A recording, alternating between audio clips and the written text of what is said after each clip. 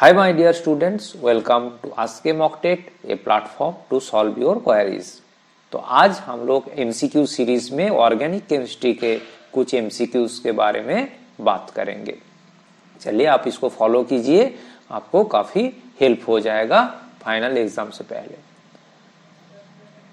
First question, which organic acid gives silver mirror test?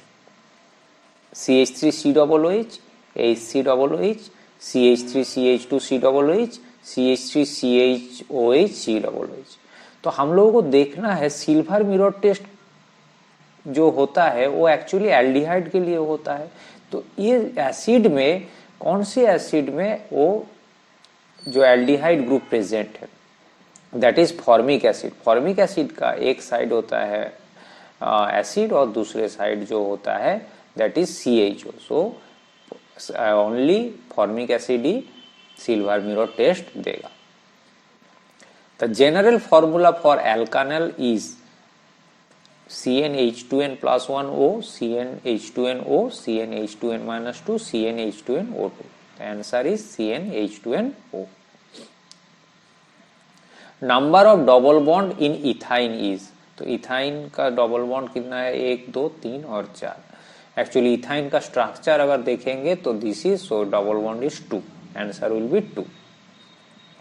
Dry distillation of calcium formate gives HCHO, HCOOH, CH3COCH3 और CH4। The answer will be HCHO। कैसे? Calcium formate जो होता है उसको अगर dry distillation तो calcium carbonate plus formaldehyde तैयार होता है। Organic compounds must contain an element oxygen, carbon, hydrogen, nitrogen.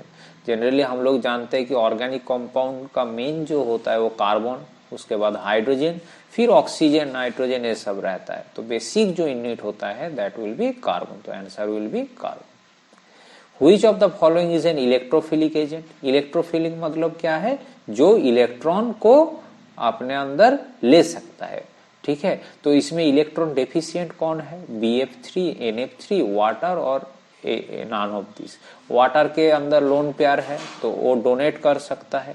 NF3 के अंदर भी लोन पेयर है, वो डोनेट कर सकते हैं। ओनली BF3 बोरोन ट्राइक्लोराइड जिसमें वैकेंट p ऑर्बिटल है, जिसमें वो इलेक्ट्रॉन ले सकता है।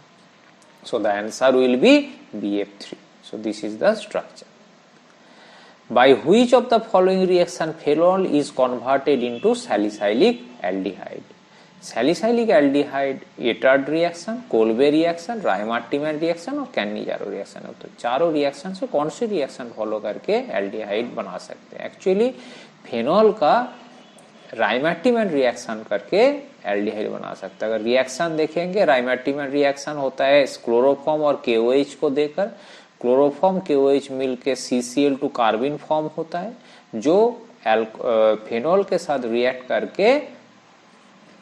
रिएक्ट करके इस टाइप का डाइक्लोरो कंपाउंड बनता है, जो हाइड्रोलिसिस होके CHO हो जाता है।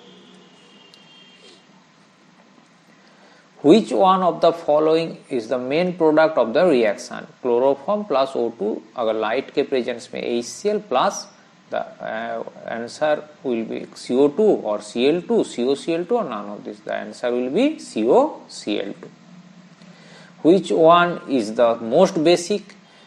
C6H5NH2, C6H5(2NH), CH3NH2, CH3(2NH)।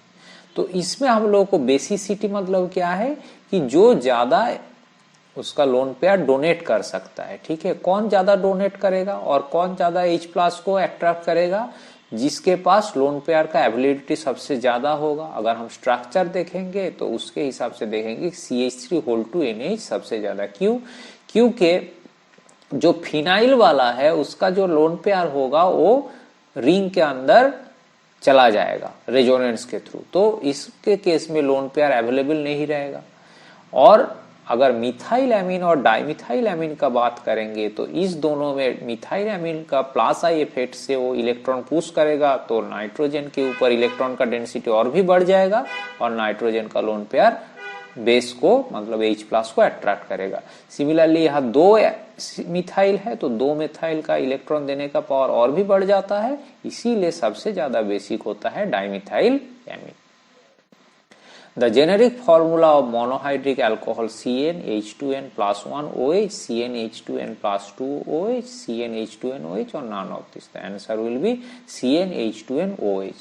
देखो दिस इज मिथानॉल, इथानॉल, प्रोपानॉल, सब केस में अगर देखोगे इस फॉर्मूला में अगर ये कर दोगे तो यहाँ क्या होता है, अगर 1 होगा तो 1, यहाँ 2 + 1 3 OH, तो ऐसे करके 2 हो जाएगा तो C2, 4 + 1 5 OH, 3 3 2 6 + 1 7 OH, ऐसा करके होता है। तो जेनेरिक फॉर्मूला ये आपको याद रखना है। Formaldehyde on heating with NOH solution gives formic acid, acetone, methyl alcohol, ethyl formate. The answer will be formic acid and methyl alcohol. Actually क्या होता है, फॉर्माल्डिहाइड NOH के साथ रिएक्ट करके मिथानॉल, इसको कैनिजारो रिएक्शन कहते हैं, कैनिजारो रिएक्शन के थ्रू क्या होता है, मिथानॉल होगा और एक होता है एसिड होता है। तो एक अल्कोहल होता है, एक एसिड होता है।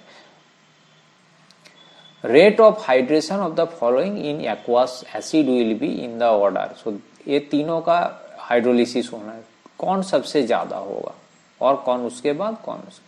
तो इसमें हम लोगों को देखना है कि हाइड्रोलिसिस होना है मतलब पहले कार्बोकैटायन फॉर्मेशन होगा। सबसे ज्यादा कार्बोकैटायन फॉर्म किसमें होगा, 3 में होगा, क्योंकि 3 में टर्शियरी कार्बोकैटायन तैयार होगा, सेकेंड में सेकेंडरी और इसमें प्राइमरी। तो टर्शियरी केस में सबसे ज्यादा स्टेबल होगा, तो हाइड्रोलिसिस सबसे ज्यादा इस केस में होगा। तो 3 > 2 > 2, तो आंसर विल बी ए।